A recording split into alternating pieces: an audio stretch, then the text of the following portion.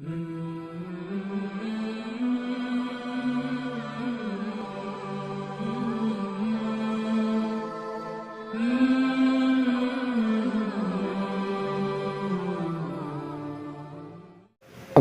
আলাইকুম প্রিয় শিক্ষার্থী বন্ধুরা, তোমরা ইতিমধ্যে থাম্বনেল দেখে বুঝে গেছো এখন আলোচনা করব কি। এখন আলোচনা করব অনুচ্ছেদ রচনা 5 বাক্যের আমার মা।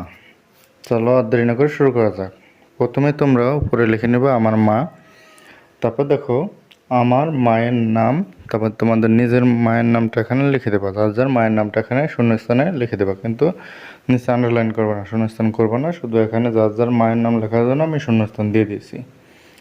তিনি আমাকে খুব ভালোবাসেন। তিনি আমার যত্ন নেন এবং পড়াশোনায় সাহায্য করেন। আমি আমার মায়ের সব কথা সবসময় মেনে চলি।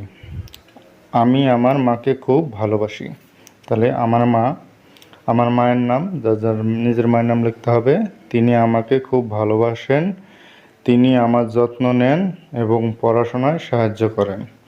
আমি আমার মায়ের কথা সব সময় মেনে চলি।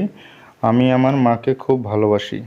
এই ছিল ছোটদের জন্য আমার মা সম্পর্কিত 5 বাক্যের অনুচ্ছেদ রচনা।